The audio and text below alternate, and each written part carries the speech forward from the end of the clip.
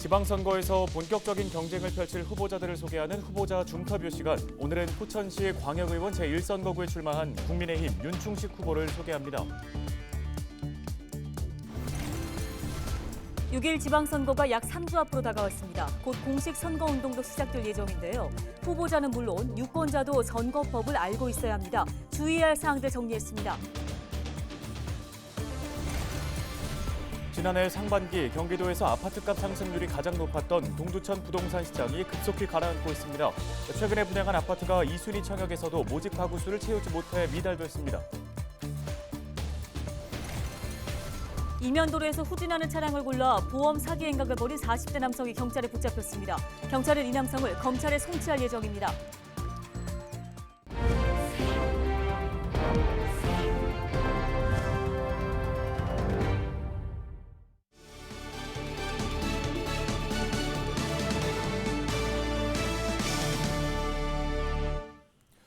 여러분 안녕하십니까? 헬로티비 뉴스입니다. 첫 소식입니다. 6일 지방선거가 약 3주 앞으로 다가온 가운데 후보 등록이 끝나고 곧 선거운동이 시작될 예정입니다. 네, 이 시기 무엇보다 중요한 건 정확히 선거법을 이해하고 주의하는 걸 텐데요. 후보자는 물론 유권자들이 주의해야 할 사항들도 정리했습니다. 양진호 기자입니다. 지난 2018년 지방선거에서 선거법 위반으로 처벌됐던 A씨. 당시 A씨는 경남 김해에서 관광버스를 동원해 특정 후보 선거 사무소 개소식에 지역 주민들을 참여시켰습니다. 행사에 참석한 주민들에겐 빵과 음료수도 건넸습니다. 결국 A씨는 사전 선거운동 및 제3자 기부행위 등 선거법 위반 혐의로 벌금형을 선고받았습니다. 이번 6일 지방선거는 12일과 13일 후보자 등록을 거쳐 오는 19일부터 공식 선거운동에 돌입합니다. 정해진 기간이 아닌 날짜에 선거운동을 하거나 금품이나 물품을 제공하는 행위는 엄격하게 금지됩니다. 선거에 관하여 금전, 음식물 등을 받으면 제공받은 금액 또는 음식물 등 가액의 10배 이상, 50배 이하에 상당하는 금액의 과태료가 최고 3천만 원까지 부과되오니 선거운동 기간이라도 공무원은 특정 후보를 지지하는 행동이나 게시물을 올릴 수 없습니다. 공직자가 아니라도 직업이나 교육, 종교적 지위를 이용해 선거운동을 할 경우 선거법 위반 대상입니다. 선거운동을 위한 사조직이나 기타 단체를 설립한 것 역시 금지됩니다. 기표소에서 투표용지를 촬영하는 행위는 이번 지방선거에서도 금지됩니다. 동시에 투표를 하려는 선거인이나 선거관리인이 아닌 사람이 투표장에 들어갈 경우 처벌 대상이 될 수 있습니다. 선거운동 기간 후보자 벽보를 훼손할 경우 선거자유방해죄에 해당합니다. 특히 우편함에 있는 투표 안내문이나 선거 공보물을 훼손하는 것 역시 처벌받을 수 있는데 지난 총선 당시 서울 동작구에서는 아파트 우편함에 있던 공보물을 무단으로 폐기한 남성이 벌금형을 선고받기도 했습니다. 우리 위원회에서는 지방선거인 만큼 공무원의 선거 관여 행위, 비방, 허위사실 공표 등 흑색 선전 행위, 지역 토착형 불법 행위 등 중대 선거 범죄에 대해서는 적극적으로 대응할 예정입니다. 자기 자신의 투표용지를 훼손하는 것도 처벌 대상입니다.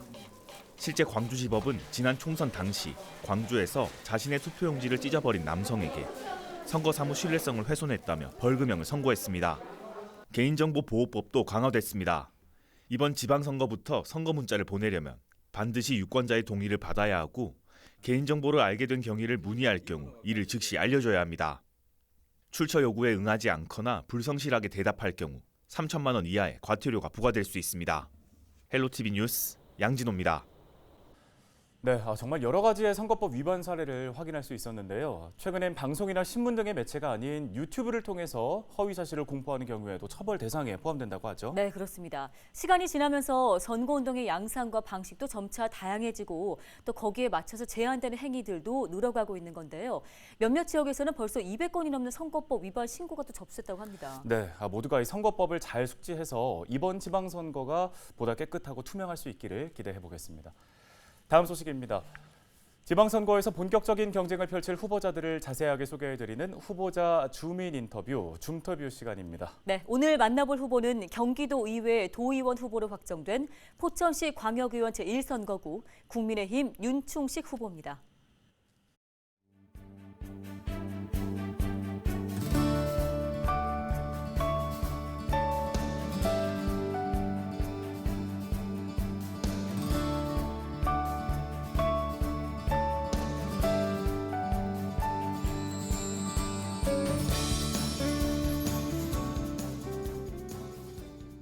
네, 안녕하세요. 이번 경기도의원 선거 포천시 제1선거구에 출마한 윤충식입니다. 반갑습니다. 출마 각오는요, 지난 4년 동안 늘 시민과 함께하며 하루같이 지내왔습니다. 늘 포천의 발전과 우리 포천 시민의 행복을 위해서 노력할 각오를 가지고 있고요. 또 이번 윤석열 정부 탄생과 맞춰서 또 우리 포천시의 발전을 같이 이끌어갈 수 있도록 최선의 노력을 다하겠습니다. 저는 제 강점을 한마디로 인적 네트워크라고 생각합니다. 지난 오랜 기간 동안 다양한 단체나 뭐 이런 모임 속에서 우리 시민들과 소통을 해왔습니다. 그래서 뭐 회장도 맡고 총무도 맡고 회원으로서 역할들을 다하면서 약 한 30여 개 정도의 단체에서 직접적으로 활동을 했는데요. 그런 부분들이 저한테는 가장 강점이고, 시민분들이 저한테 이렇게 얘기를 해주세요. 아우, 그 사람 참 부지런해, 성실해, 변함이 없어. 이런 말씀을 해주시는데, 그런 말씀 들을 때마다 기운내서 열심히 하고 그게 저의 강점이라고 생각하고 있습니다. 예, 포천 시민 여러분 안녕하십니까? 지난 4대 의원으로서 활동할 때나 또 무관으로 또 4년을 지나올 때나 우리 시민 여러분들의 한결같은 응원과 지지에 힘내서 이 자리까지 왔습니다. 앞으로 꼭 당선이 된다면 우리 포천시 발전과 우리 시민들의 행복을 위해서 최선을 다할 것을 약속하고요. 또 지지해 주시고 찍어 주시고 우리 도의회로 보내주신다면 결코 후회스럽지 않고 잘못 뽑았다는 말이 안 나올 수 있도록 최선을 다하고 마음에 드는 그런 선출직 의원으로 거듭나도록 하겠습니다. 6월 1일 꼭 윤충식을 지지해 주시기 바라겠습니다. 감사합니다.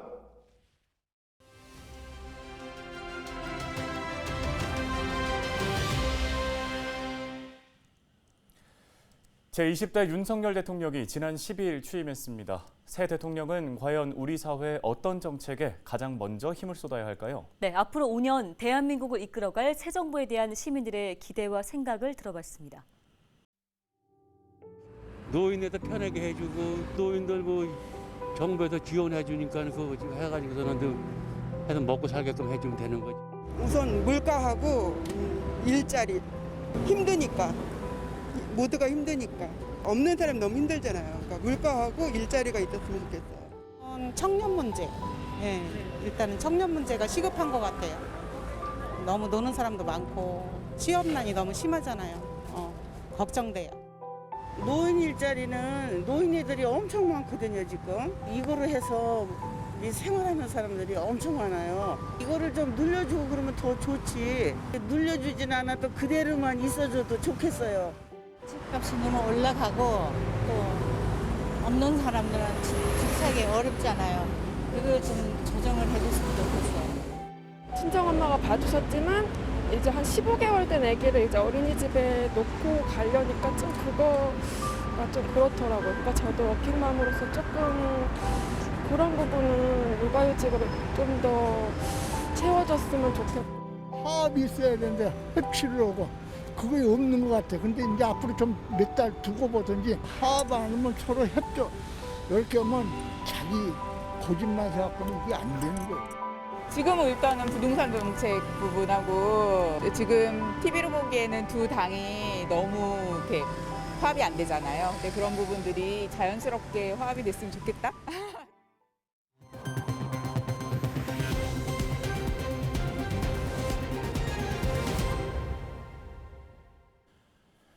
지난해 상반기 경기도에서 아파트값 상승률이 가장 높았던 동두천의 부동산 시장이 급속히 가라앉고 있습니다. 한국부동산원 청약홈에 따르면 지난달 분양한 동두천시의 한 아파트는 전체 8개 주택형 중 3개의 주택형이 2순위 청약에서도 모집 가구 수를 채우지 못해 미달됐습니다. 신규 아파트 청약 미달 사태는 전국적으로 걸쳐 일어나고 있는데 경기도의 경우 올해 들어 분양한 37개의 단지 중 22%인 8개의 단지가 모집 가구 수를 채우지 못했습니다. 이 미달 비중은 지난해에 비해 10배로 늘어났는데요. 청약 경쟁률도 내림세를 보이고 있는데 수도권 청약 경쟁률은 지난해 평균 30.96대 1에서 올해는 14.97대 1로 반토막이 났습니다. 전문가들은 똘똘한 한 채를 선호하는 수요가 한층 더 늘고 분양시장의 양극화가 심화될 것으로 전망하고 있습니다. 이면도로에서 후진하는 차량을 골라 보험 사기 행각을 벌인 40대 남성이 경찰에 붙잡혔습니다. 경기 북부경찰청은 보험 사기 방지 특별법 위반 및 사기 혐의로 40대 남성 A씨를 붙잡아 검찰에 송치할 예정입니다. A씨는 후진하는 차량을 발견하면 운전자가 볼 수 없는 사각 지역에 서 있다가 자신의 팔이나 허리 등을 고의로 접촉하는 수법으로 사기 행각을 벌인 것으로 알려졌습니다. 경찰 조사 결과 A씨는 피해자들로부터 현장에서 합의금을 받거나 보험사 사고 접수를 통해 합의금을 수령하는 수법으로 7차례에 걸쳐 모두 620만 원 상당을 편취한 것으로 확인됐습니다.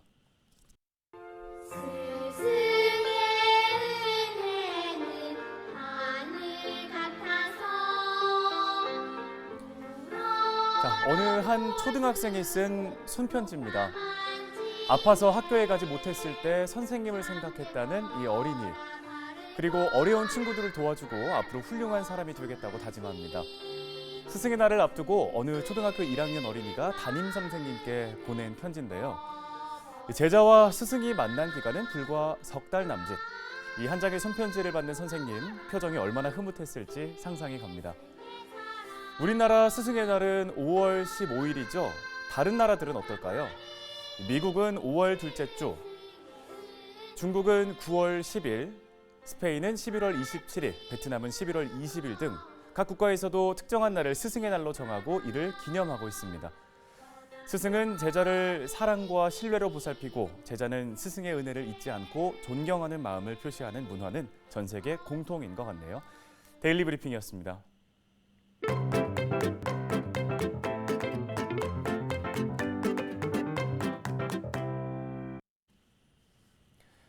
사회적 거리두기가 완화되면서 슬슬 여행 계획 세우시는 분들 많을 텐데요. 힘들고 피곤한 여행이 아니라 사찰에서 휴식을 하고 기도하며 하루를 보내는 템플스테이에 대한 관심도 높아지고 있습니다. 네, 사찰 중에는 또 명상뿐 아니라 이색적인 체험 프로그램을 제공하는 곳도 있는데요. 차 대신에 커피를 사발에 담아 마시면서 다도 시간을 갖기도 합니다. 헬로티비 뉴스가 새롭게 선보이는 코너 기자가 간다에서 이 템플스테이의 과정을 담아봤습니다. 김수아 기자입니다.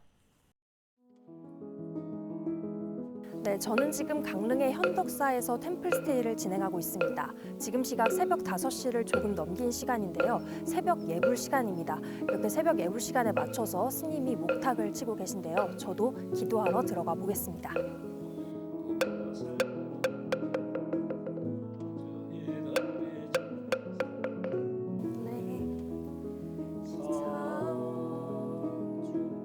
이 세상 혼자 사는 거 아닙니다.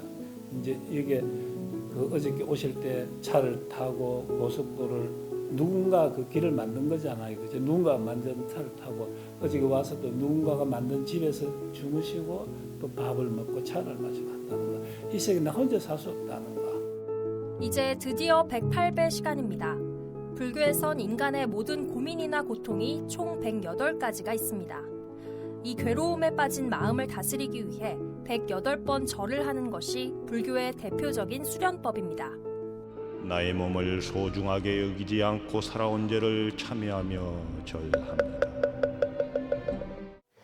네, 지금 108배를 다 마쳤는데요. 다 마치고 나니까 숨도 차고 좀 땀도 나는데 무엇보다 그래도 108배 하는 만큼은 정신이 맑아지고 잡념이 사라진 것 같습니다. 그럼 저는 이제 아침 공양을 하러 가보도록 하겠습니다.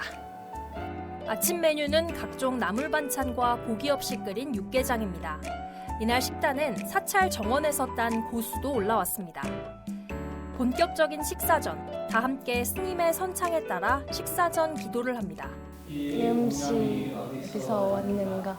내 등등으로 막히야 부끄럽네. 마음에 기도를 열심히 드린 후라 그런지 더욱더 밥맛이 좋게 느껴집니다. 이제 스님이 커피를 내려주신다고 해서 스님 방으로 왔습니다. 오세요. 스님과의 다도 시간이지만 현덕사에선 차가 아닌 커피를 마십니다. 스님이 커피콩을 직접 볶아서 내린 커피입니다. 게다가 커피를 작고 예쁜 잔이 아닌 투박한 사발에 담아 마십니다. 사발을 한 손으로 마시기는 불편하거든. 그 두 손으로 이렇게 마셔야 된다는 거. 그 두 손을 마신다는 것은 곧 정성을 다해서 마신다. 모든 그 먹는 음식들이나 모든 것들이 다 귀하고 소중하잖아요. 약간 산미가 있는데 전혀 쓰지 않고 굉장히 부드러운 커피인 것 같아요. 너무 맛있습니다. 확실히 정성이 들어간 커피는 다르네요. 커피를 마신 후엔 스님과의 산책 시간. 사찰 앞 숲속엔 걷기 좋은 산책길이 많습니다. 각종 풀잎과 꽃을 구경하며 따먹는 재미도 있습니다. 푸릇푸릇한 숲속을 걸으며 맑은 공기를 마시면 절로 마음이 정화됩니다. 그 자기 의지대로 살라는 거. 누구의 뜻에 자기 삶을 살지 말고 자기 삶을 자기가 주인공이 돼가지고 자기가 운전자가 돼가지고 자기 스스로 살아가라는 거. 이외에 나만의 공예품을 만드는 시간도 있습니다. 템플스테이 체험객은 본인 것뿐만 아니라 선물할 기념품도 정성스레 만들어가곤 합니다. 휴식하면서 추억도 쌓을 수 있는 셈입니다.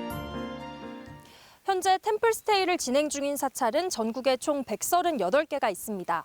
커피를 테마로 하고 있는 이 현덕사처럼 사찰들은 각기 다양한 매력을 가지고 있는데요. 템플스테이가 현대인의 지친 일상을 치유하고 동시에 색다른 경험을 제공할 것으로 기대됩니다. 지금까지 기자가 간다. 김수아였습니다.